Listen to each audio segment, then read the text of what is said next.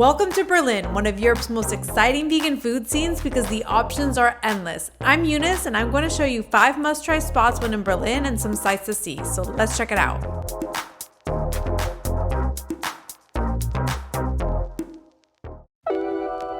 For our first meal in Berlin, I was off to a Middle Eastern feast that I couldn't resist.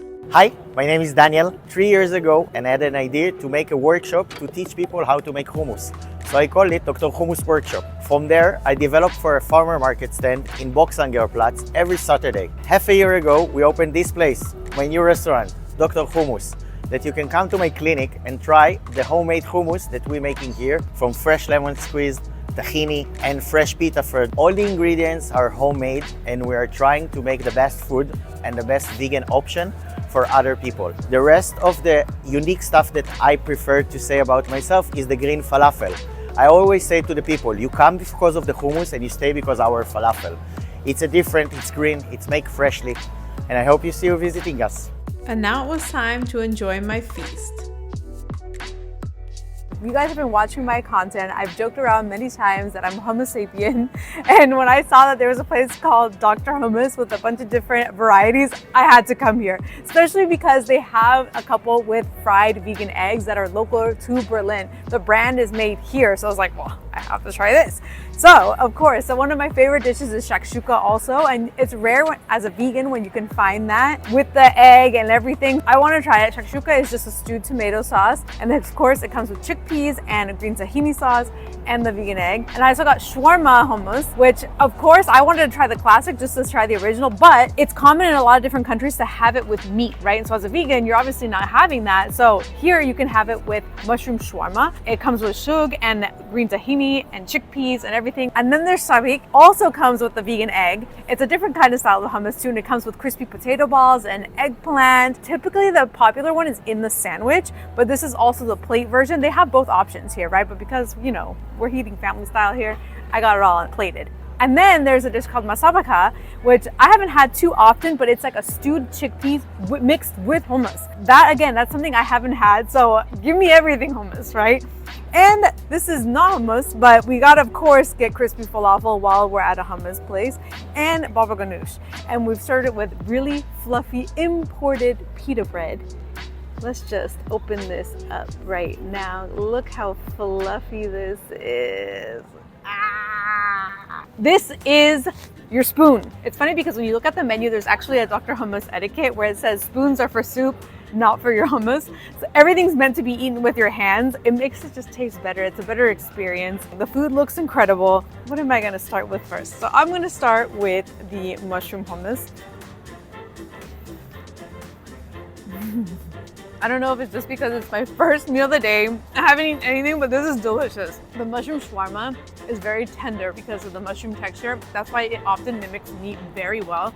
It's seasoned perfectly. The shug sauce, oh my gosh, if you haven't had that, it's basically just a mix of herbs and spices. The green tahini, that elevates everything. And the hummus, of course, by itself, incredible. It also comes with a garlic confit. Just had one bite and that's already off to a good start. Okay, next I'm going to go with the shakshuka because I can't help myself. I love this dish. And if you've never had this tomato stewed shakshuka, this one's been stewing for 8 hours. So the flavor is going to be intense.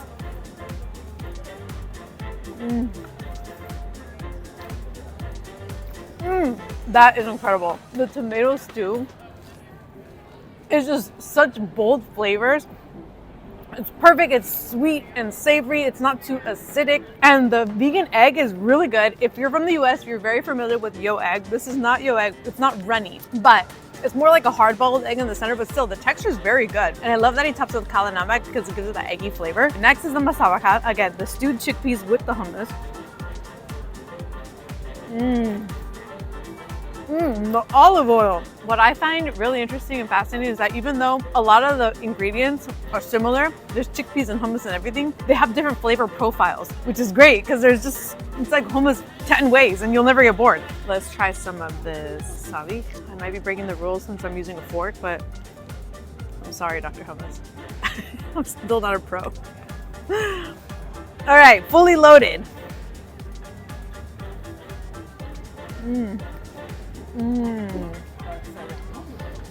The eggplant is what makes this. It usually is a sandwich. It's a stuffed pita bread with the eggplant, the potatoes, and everything. This is just deconstructed. Everything here is so good. And last but not least, we're gonna test out the falafel because if it's done right, it's gonna be very green and moist inside. And it is. Oh my goodness.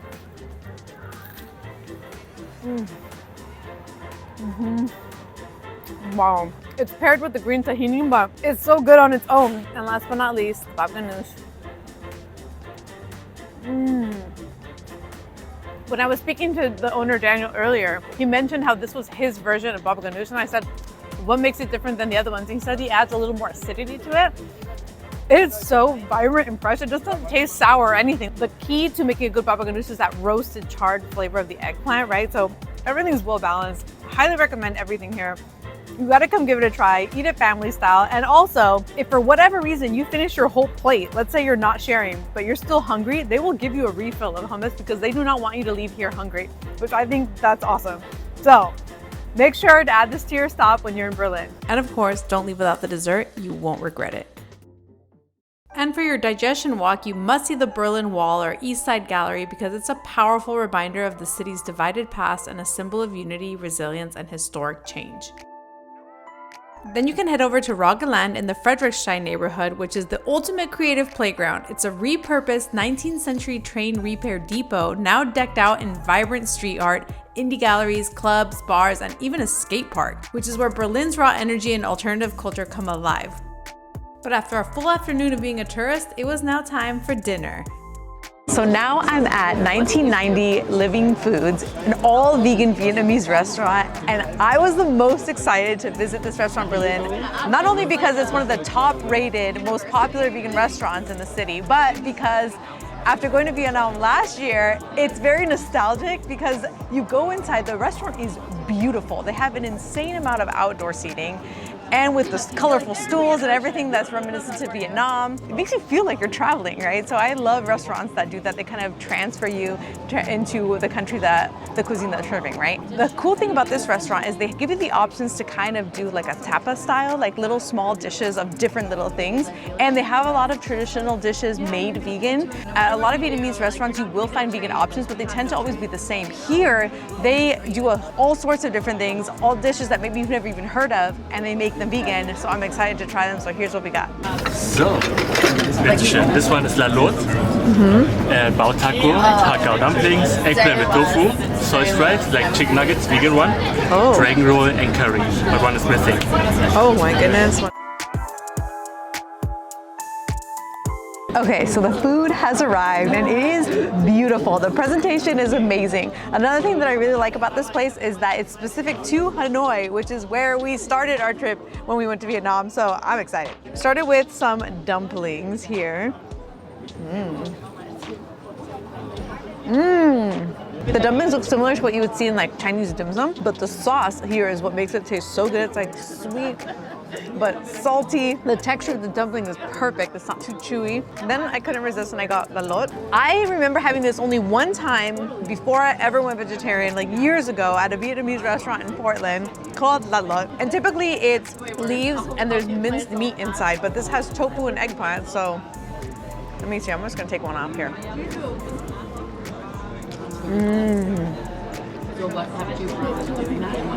This is so juicy. So flavorful. The texture and the eggplant and the tofu works really well together. I don't even know how to describe the savor. Like, it's really savory. It's delicious. Then another dish that was recommended was this bao bun. It's the best seller. Let's try it. Oh wow. I love the chili sauce on that. The flavor of the protein is super juicy, very similar to meat, if you've ever had meat. I had also watched another YouTuber who wasn't vegan, who came here and she was Vietnamese and she was like, I don't like vegan food, but she was like, whatever they did to this bao bun, she's like, it was amazing. So I absolutely love that. When we were in Hanoi, we were obsessed with these crispy spring rolls. These are a little different because they don't have the rice paper, but I can't say no to a crispy spring roll. They're definitely different because it almost looks like it has potato in it, but It's still really good. I'll still eat it, listen. If it's crispy and fried, I'm eating it. Now this dish is interesting. We didn't even order, but they were like, you have to try it. So it's tofu battered in like this cornflakes. And they give it to you with a raspberry chili sauce. Let's see how this is.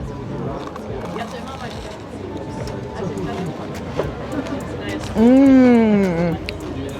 Oh wow. This is really good. Like I would have never ordered this, so I'm glad that they brought it out. The texture is very good, very crispy. If you like crispy things, like you've got to try this. Then this eggplant dish with tofu was recommended to us. You cannot eat a proper meal without white rice, and this bowl of rice looks absolutely delicious. Let me just try it on its own. Mmm. Oh, the texture is perfect. All right, let me try it with some tofu. The sauce on that is really good. Now, lemongrass curry. I love a good curry, and this curry looks absolutely incredible with the rice. Oh my goodness.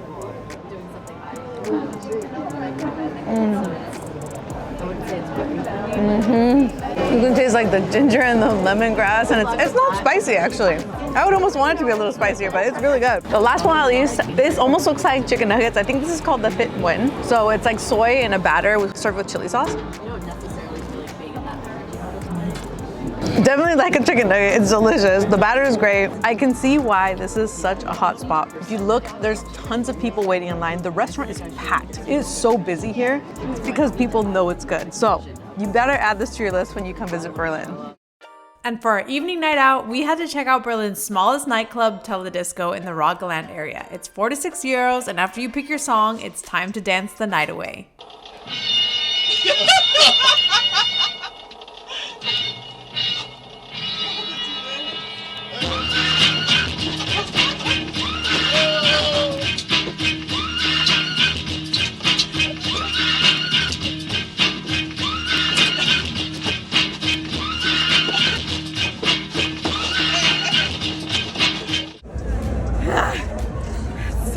Party too hard in there.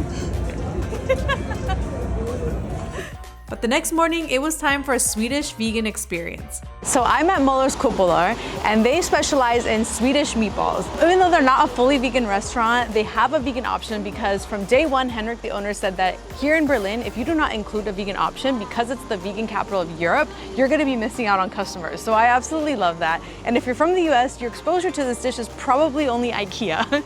But here they elevate the ingredients. If you go into the restaurant, they even have a map for their food transparency. And the potatoes are very important. If you notice here, they have a mashed potato and a fries, and you'll notice the color is golden. These are the natural color of the potatoes because they're not just organic here.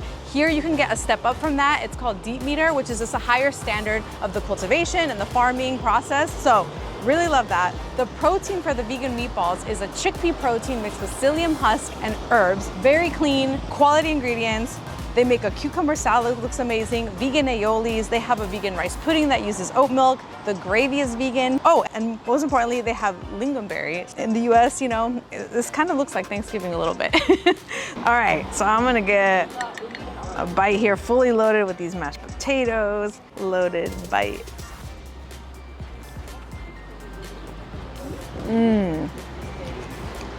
Oh, wow.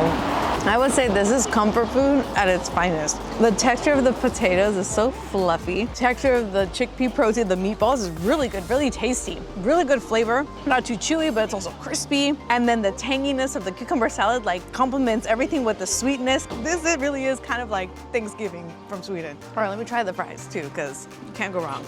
You gotta pour over the gravy. Oh wow, these really are delicious. Listen, there's so many vegan restaurants in Berlin, like 100%, but sometimes it's worth it to come to places that have vegan options because they make them right and they make them with love. I'm glad I got to check this place out, and you should add it on your list. Next, I had to check out Berlin's largest vegan grocery store, Rivon. This is located in the Friedrichshain neighborhood. It stocks over 2,700 plant-based products across 300 brands, making it a vegan shopper's paradise. It has all the vegan deli meats and cheeses and plant milks you can think of, and overall, it's just a must visit as a vegan.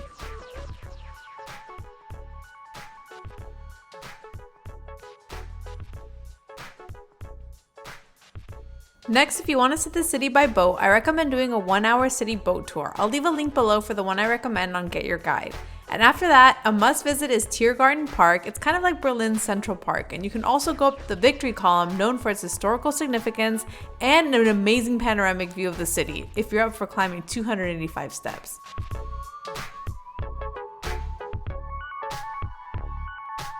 By the way, if you want a place with all these recommendations listed in one place for free, I'll leave the link below of where you can get this app or desktop version where you create an account and you can get access to my lists of all the places and maps. But it was time for dinner and I had to check out a cozy restaurant known for their handmade Neapolitan style pizzas, 100% vegan. This had to have been one of the best pizza experiences of my life. They had amazing vegan options. They make your own vegan cheese. The crust was incredible. I mean, just look at my reactions.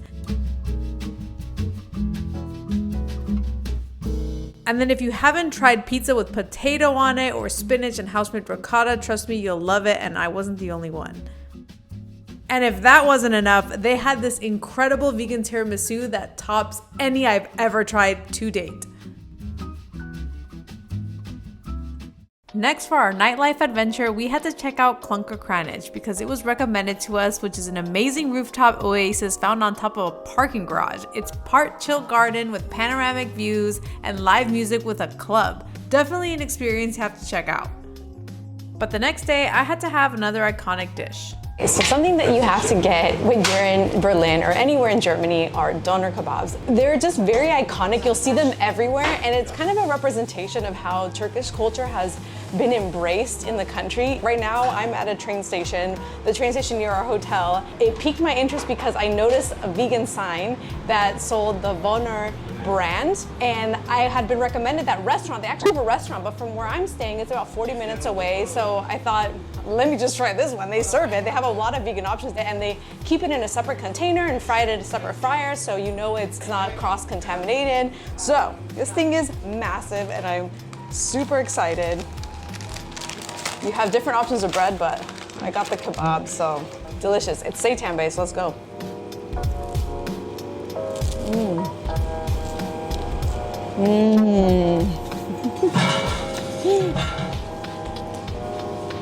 You know what this reminds me of, actually? They asked me for sauces, and I said vegan only. And it's like a mustard sauce. And if you're familiar with Salvadoran food, panes con pavo has the same like mustard and mayo and meat and cucumber and lettuce. Like, that's what it tastes like to me. It tastes like panes salvadoreños. So honestly, this is delicious. The bread is really good, so I definitely recommend wherever you stumble upon it. There's a lot of other vegan establishments too, so if you get a chance to try it, make sure to give it a try.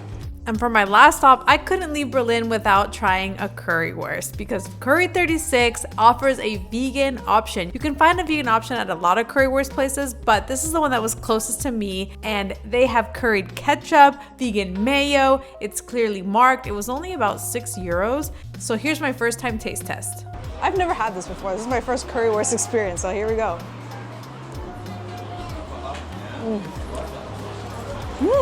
Sorry, my microphone cut out during this time, but basically I loved it and I would totally go back, and you should check it out. And to end the day, we had to check out the neighborhood around the Berliner Dome. This is a beautiful cathedral in Berlin. It's one of their iconic landmarks, and even if you don't go inside, it's worth walking around the area because it is just beautiful, especially during golden hour. There's a big park, people enjoying themselves, the river.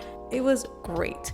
And you wouldn't end a trip to Berlin well if you didn't go to a nightclub. We went to Cassiopeia and had the time of our lives. So should you come visit Berlin as a vegan? The answer is yes. Obviously, if you've made it through the end of this video, you have seen there are plenty of vegan options to the point where you see it on every restaurant menu. And the reason for that is a lot of restaurant owners say that if you're in a group of friends and only one of you is vegan, they're gonna miss out on the whole group just because they didn't have a vegan option. That's how many vegan people are here. So I think that was amazing. Some tips that I would recommend in terms of where to stay. I really like the neighborhood that I was staying in. It's called Kreuzberg. We stayed at these apartments called Nena Apartments. We had laundry, we had a kitchenette, we had everything. It was not far from a metro at all, like maybe a 5-minute walk, which I highly recommend. Stay close to a metro station. It's super easy. You can buy day passes, 4 days, however long you want, and you can do it through an app, which I thought was very convenient. And the other neighborhood that I really like, because we found ourselves going there almost every day, was the same neighborhood as Vegan Living Foods. My pronunciation in German is terrible, so forgive me, but it's like Friedrichstein. That's close enough, I think, but I'll show you here on the Google Maps. Lots of vegan restaurants in that area. Honestly, close to a lot of the landmarks that are very popular as a tourist, right? Things are pretty affordable here. Like, for example, most things are like 12 euros, 6 euros, you know, not too crazy. So I highly recommend. I wish I had a month here just to try all the vegan restaurants, but make sure to make a list of what you want to try because there's way more than what you can see in this video. Another thing to look out for is the bike path. You will notice that they're not always clearly marked, but you will see the cement, it's designed a little bit differently and it's like a zigzag like texture on there. So just make sure you don't walk in the place where all these bikes are gonna run into. But if you like this video, make sure to hit the like button and subscribe and tell me what other country you want me to go to because I'm off to more adventures and I'll catch you next time. I'll see you in Croatia.